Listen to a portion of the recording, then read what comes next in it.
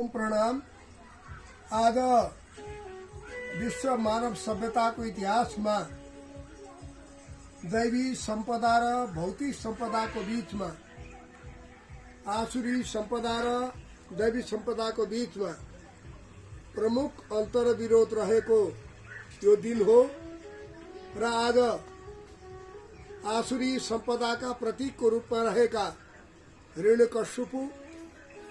र दैवी सम्पदाको प्रतीकका रूपमा रहेका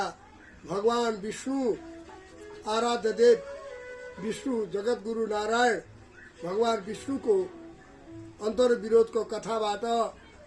आजको यो प्रहलादको कथा सुरु हुन्छ र भक्त प्रहलादलाई भगवान देवर्षि नारदज्यूबाट आत्मज्ञान र ब्रह्मज्ञान प्राप्त हुन्छ र देवर्षि नारदको आश्रममा नै प्रहलादकी आमाले गर्भवासदेखिको प्रक्रियामा बस्नु परेको हुनाले सत्सङ्गतिको रूपमा प्रहलादलाई बालककालदेखि नै दैवी सम्पदाको संस्कार र शिक्षा प्राप्त हुन्छ र भक्त प्रहलादलाई जब गुरुकुलमा पढ्न पठाइयो, गुरुकुलमा पढ्न पठाएपछि भक्त प्रहलादले संस्कार बसात स्वयं भगवान विष्णुको आराधना सिक्नुभयो र यो आराधनाबाट दैवी सम्पदा र आसुरी सम्पदाको बीचमा मुख्य कड़ीको रूपमा आसुरी सम्पदाका प्रतीकको रूपमा रहेका जुन हिरण्यकश्यपु थिए, भौतिक बातका प्रतीक थिए, आसुरी सम्पदाका प्रतीक थिए, उनको र उनका छोरा भक्त प्रहलादका बीचमा जुन अन्तर्विरोध भयो र त्यसको कथा हो यो र विविध षड्यन्त्रबाट भगवान विष्णुको आराधना गर्ने, भगवान नारायणको आराधना गर्ने, वासुदेवको आराधना गर्ने भक्त प्रहलादलाई विविध षड्यन्त्र गरी मार्न खोजियो। सर्पले डसाएर मार्न खोजियो, हिमालयबाट खसालेर मार्न खोजियो, समुद्रमा डुबाएर मार्न खोजियो, हात्तीको खुट्टामा दलाएर मार्न खोजियो। अनेक षड्यन्त्रहरूको विकास क्रममा यो मैले नृसिंह पुराण हेरे र मैले अस्ति नै एउटा छोटो फोटो पठाएको थिएँ र त्यो फोटोमा मैले दुईटा तीनटा लेख निबन्ध रचनाहरू पनि पठाएको थिएँ। त्यसमा मैले एउटा हिन्दू जागरण पत्रिकामा होलीका पर्वका विषयमा संक्षिप्त रूपमा मैले लेख निबन्ध प्रवचन प्रस्तुत गरेको थिएँ। त्यस लेख निबन्ध प्रस्तुतिमा कतै पनि यहाँ होलिकाको प्रसङ्ग नृसिंह पुराणमा रहेछ र यसबाट सिद्ध हुन्छ र अन्य पुराणमा पनि कतै होलिकाको आख्यान छ भने विद्वानहरूलाई म नम्र निवेदन गर्दछु कि त्यो आख्यानलाई सादर प्रस्तुत गर्न सकियोस् र यो होलिकाको आख्यान मेरो विचारमा आउने विकास क्रममा किंवदन्तीको रूपमा आएको हुन सक्दछ अथवा कुनै पुराणहरूमा पनि छ भने यथासम्भव हामीहरू प्रस्तुत गर्ने कोसिस गर्दछौँ र यो आसुरी सम्पदा र दैवी सम्पदाको बीचको षड्यन्त्रमा भक्त प्रहलाद पर्नुभयो र यो भक्त प्रहलादको पर्ने क्रममा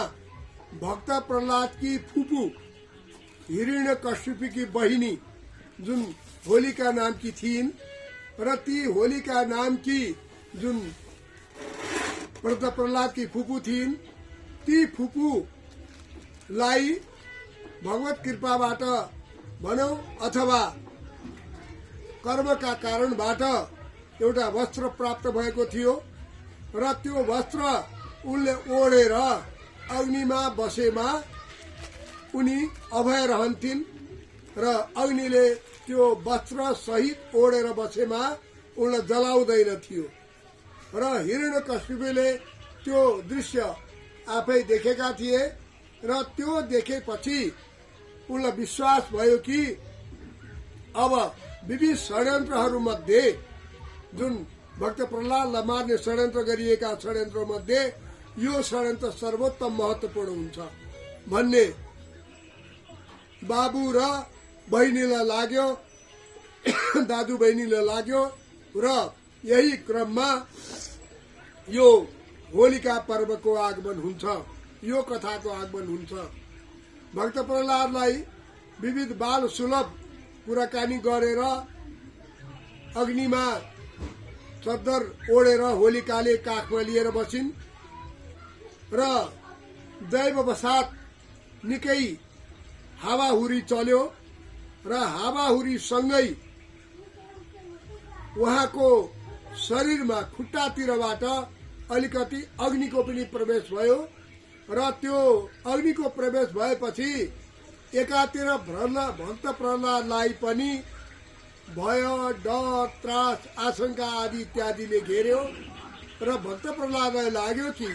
हो न हो अब यो अग्निले आफ्नो कर्म गर्दछ र मलाई पनि जलाउन सक्दछ। यसकारण भक्त प्रहलादले के गरे भने उनले भय, डर, त्रास, आसक्ति सबै त्यागेर भगवानको शरणागति प्राप्त गरे। उनले श्रद्धा, भक्ति, समर्पण, कृतज्ञता सहित, निष्काम कर्मयोग सहित, ज्ञान योग सहित, भक्ति योग सहित, सम्पूर्ण शरणागति सहित आफ्नो मन, आत्मा, चित्त सबैलाई भगवान नारायणमा अर्पण गरे र उनले भित्रबाट नै भगवानको स्तुति गरे र मनभित्रबाट, मन मस्तिष्क सम्पूर्ण आत्माहरूबाट जब काम, क्रोध, लोभ, मोह, मद, मात्सर्य सबै त्यागेर भगवानको स्तुति गरेपछि उनी ध्यानस्थ भए र जब ध्यानस्थ भए उनी सात्विक धर्ममा उनी स्थिर भए। भक्त प्रहलाद सात्विक धर्ममा स्थिर भएपछि भगवत कृपाबाट हावाहुरी चल्यो र हावाहुरी चलेपछि त्यो जो चद्दर थियो, ओढिएको वस्त्र थियो, त्यो वस्त्र उडेर आएर त्यो होलिकाको शरीरबाट त्यो छुट्यो र जब होलिकाको शरीरबाट छुटेपछि बिस्तारै आगोले पनि आफ्नो कर्म गर्यो र कर्म गरेपछि होलिकालाई त्यो अग्निले जलाएर दहन गरिदियो र यो एउटा सिम्बोलिक कथा हो, यो प्रतीकात्मक कथा हो र यो किंवदन्ती आख्यानको कथा पनि हो र यो कथाबाट यो सिद्ध गर्न खोजिएको छ कि जो आसुरी सम्पदाहरू छन् उनीहरूलाई आगोले जलायो र यतापट्टि जो व्यक्तिले भगवानको भक्त छ र त्यो भगवानको भक्तले निकै दुःख कष्ट भोग्नु पर्दछ र विविध दुःख कष्ट प्रहलादले भोग्नु पर्यो र जति पनि ध्रुवले भोग्नु पर्यो र जति पनि रामले भोग्नु पर्यो, कृष्णले भोग्नु पर्यो। स्वयं भगवानका कतिपय अवतारहरू छन्, 24 अवतारहरू मध्ये कुनै पनि अवतारमा पनि दुःख कथा नभोगेको कथा छैन। यस कारणले गर्दा अग्नि परीक्षा भगवती सीताले पनि दिनु पर्यो, द्रौपदी आदि इत्यादिले पनि दिनु पर्यो र त्यो अग्नि परीक्षाको कथा हो यो। र यो अग्नि परीक्षामा पनि भक्त प्रहलाद होलिकालाई दहन गरेर, हिन्दीमा हो गया भन्छ नि, हिन्दीमा हो गया भने यो भयो भनेर जब मानिस सम्पूर्ण आत्माबाट नै आफूलाई जलाउँदछ, आफ्ना काम क्रोधलाई जलाउँदछ, अहंकारलाई जलाउँदछ, अज्ञानलाई जलाउँदछ र आफूभित्रका जति पनि दुर्गुण छन्, भय, त्रास, डर, यी सबैलाई जलाउँदछ, जलाएर खरानी पार्दछ भने ऊ एउटा सत्य गुणमा स्थिर हुन जान्छ। जब व्यक्ति सत्य गुणमा स्थिर हुन जान्छ उसलाई भगवानको भक्ति प्राप्त हुन्छ र जसरी होलिका जलेर दहनमा पुगिन् त्यसै गरी त्यो दिनदेखि नै आसुरी सम्पदाको पनि जलन भयो, आसुरी सम्पदा पनि नष्ट भएर गयो र दैवी सम्पदाको चारैतिर उदय भयो। यसै गरी हाम्रो नेपालमा पनि आसुरी सम्पदाको आजको दिनदेखि बिस्तारै बिस्तारै दहन हुन्छ र दैवी सम्पदाको उदय हुन्छ। अब ओम प्रणाम। अब जब भक्त प्रहलाद र आफ्ना पिता हिरण्यकश्यपका बीचमा अन्तर्विरोध भयो। यो अन्तर्विरोध मानव सभ्यतादेखिको अन्तर्विरोध हो र यो अन्तर्विरोधमा दैवी सम्पदाले भक्त प्रहलादको नेतृत्व गर्नुहुन्छ भने आसुरी सम्पदाको प्रतीक सिम्बोलिक रूपमा रहेका हिरण्यकश्यपले नेतृत्व गर्नुहुन्छ। हिरण्य भनेको द्रव्य पनि हुन्छ, गरगहनाको प्रतीक पनि हिरण्य भनिन्छ। यसबाट जो व्यक्ति काम, क्रोध, द्रव्य मोहमा, आसक्तिमा डुब्दछ त्यो सांसारिक भ्रममा डुबेर हिरण्यकश्यपु जस्तै नष्ट भएर जान्छ। हिरण्यकश्यपु त्यस बेलामा सम्पूर्ण साम्राज्यलाई जितेर दानवहरूका राजा भएका थिए, तर भगवानले प्रहलादको माध्यम बनाएर हिरण्यकश्यपलाई नष्ट गरिदिनु भयो। त्यसको क्षत गरिदिनु भयो त्यसलाई। र यस प्रसङ्गमा आफ्नो पनि एउटा सानो किम्बदन्ती कथा जस्तै छ। र कुनै समयमा यो शरीर कुनै विद्यापीठमा कुनै सरकारी होइन कि पब्लिक स्कुलमा पढाउने गर्दथे। त्यस क्रममा आदेश अनुसार भक्त प्रहलाद नाटक संक्षिप्त रूपमा तयार गरिएको थियो र त्यो भक्त प्रहलाद नाटकमा यी सम्पूर्ण दृश्यहरू संक्षिप्त रूपमा नै प्रस्तुत गरिएका छन् र त्यो दृश्यहरूको छोटो 8-10 मिनटको जुन दृश्य नाटक छ, एकाङ्की नाटक छ, त्यो नाटक अहिले रेडियो नेपाल अथवा टेलिभिजनमा दृश्य रूपमा सुरक्षित रहेको पाइन्छ र यो एउटा आफ्नो एउटा पूर्व स्मरण आयो र योबाट पनि भक्त प्रहलादको जुन कथा छ यो पूर्व परम्परा अनुसार पनि मैले यसलाई सञ्चालन गर्दै गइरहेको रहेछु। र आज हामी जुन भक्त प्रहलादको कथाबाट होलिकाको दहन भयो र होलिकाको दहन भएपछि सारा संसारभरिमा नै मानवले महोत्सव गर्न थाले र महान उत्सव गर्न थाले। त्यो महोत्सवको यात्राबाट दैवी सम्पदाको विकास भयो र यहाँ यो रातो रङ दिएको छ। रातो रङद्वारा मानिसमा उत्सवको रङ, आनन्दको रङ, खुसीको रङद्वारा मानवहरूले यो होलिका दहनको उत्सव गर्न थाले र यही क्रममा भगवान कृष्णले पनि द्वारकामा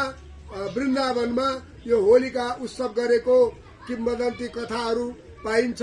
भगवान राधा र कृष्णका बीचमा पनि होलिकोत्सव भएको प्रसङ्ग पाइन्छ र यस क्रममा हाम्रो यो शरीरको पनि जुन अध्ययनका क्रममा, अनुसन्धानका क्रममा, आफ्नो विद्याध्ययनका क्रममा मोतीनाथ संस्कृत महाविद्यालय रमेशनगर नई दिल्ली 15 मा बस्दाखेरि हामी नेपालीहरू अथवा भारतीयहरू अथवा आध्यात्मिक क्षेत्रका जति पनि हामी अनुयायी थियौं, यो अनुयायीले अनुभव गरेको, साक्षात्कार गरेको होली पर्वको महत्व यस प्रकार रहेको पाइन्छ। होली पर्वमा सर्वप्रथम हामीहरू नित्य शुद्ध बुद्ध भएर स्नान गर्दथ्यौं र स्नान गरेर त्यसपछि हाम्रो नियम परम्परा अनुसार गुरुहरूका प्रणाम गर्न जाने गर्दथ्यौं र यो परम्परामा एउटा राम्रो परम्परा के छ भने त्यस समयमा गुरुहरूले पनि आफूबाट केही कमी कमजोरी भयो भने गुरुहरूले खीर पुडी खुवाएर